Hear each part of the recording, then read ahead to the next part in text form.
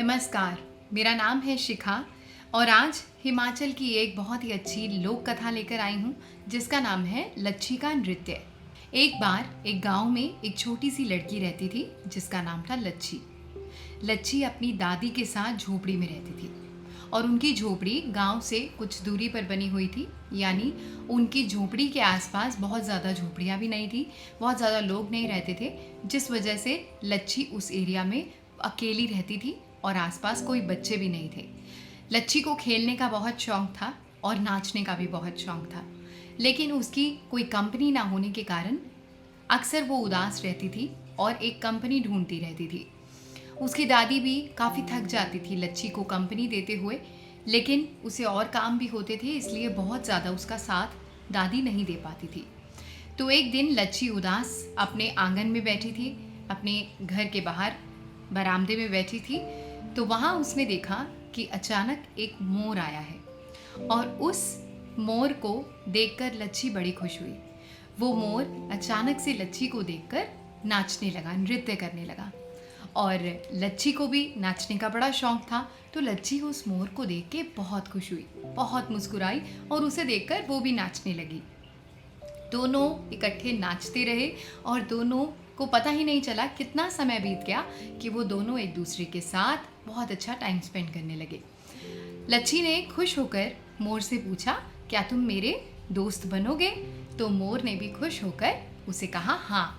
तो ऐसे अब लच्छी अकेली नहीं थी, लच्छी को एक मित्र मिल गया था, एक दोस्त मिल गया था जो कि उसके साथ अब रोज़ टाइम स्पेंड करने आता था।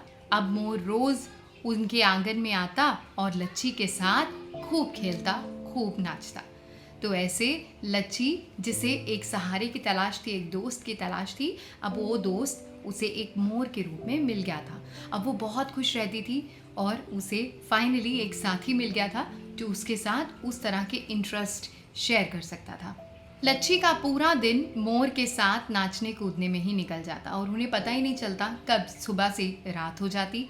मोर के बिना लच्छी और लच्छी के बिना मोर अधूरा था। मोर अब रोज लच्छी के आंगन में आता और सुबह से शाम तक दोनों नाचते रहते। लच्छी अब काफी खुश रहने लगी, उसकी निराशा, उसका रोना सब चला गया। मोर लच्छी का सबसे अच्छा मित्र था जिसके साथ वो बड़ी होने लगी। लेकिन अब कुछ देर बाद मोर ने आना थोड़ा कम कर दिया। लच्छी तब भी खुश रहती, वो तब भी नाचती रहती।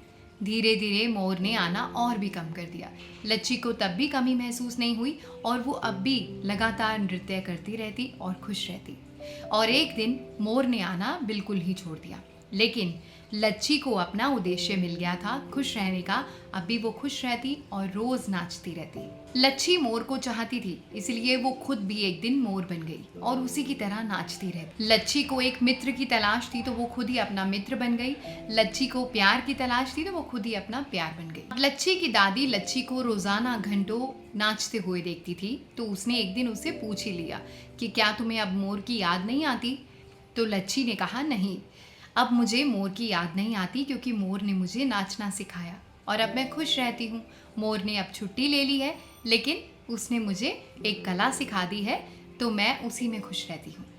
लच्छी ने कहा कि अब मैं खुद मोरनी बन गई हूँ। तो दादी ने लच्छी को गले लगाते हुए कहा, तुम नाचो, झूमो, गाओ, रोजाना ऐसा ही करो, तुम खुश रहो और देखना एक दिन मोर स्वयं तुम्हारा नृत्य देखने यहाँ पर जरूर आएंगे। दादी ने लच्छी को ये भी सिखाया कि अगर कोई चीज़ तुम्हें नहीं मिलती तो वो चीज़ तुम स्वयं ही बन जाओ, ताकि तुम्हें उस चीज़ की कमी कभी महसूस नहीं हो। लच्छी ने कहा, हाँ दादी, इसीलिए तो मैं मोर बन गई, ताकि मुझे मोर की कमी कभी महसूस ही ना हो। ऐसे ही हंसती खेलती दादी और लच्छी का जीवन बीतने लगा। तो आप बताइए, आपको इस कहानी से क्या शिक्षा मिली, क्या सीख मिली? एक बहुत इम्पॉर्टेंट पार्ट कि अगर ज़िंदगी में आपको किसी चीज़ की कमी महसूस हो रही है तो कभी कभी वैसा ही बिहेव करने से शायद वो कमी महसूस ही ना हो। फिलहाल आपका इस छोटी सी कहानी के बारे में क्या विचार है? आप अपने बच्चों के साथ भी इस कहानी को शेयर कर सकते हैं और अपने सुझाव कमेंट बॉक्स में ज़रूर दीजिए। आपके पास कोई और कहानी या कोई किस्सा है जिसे आप चाहते हैं मैं पढूं, तो आप हमें ईमेल आईडी पर ईमेल भी कर सकते हैं और प्लीज़ चैनल को सब्सक्राइब करना मत भूलिए। Thank you so much for watching.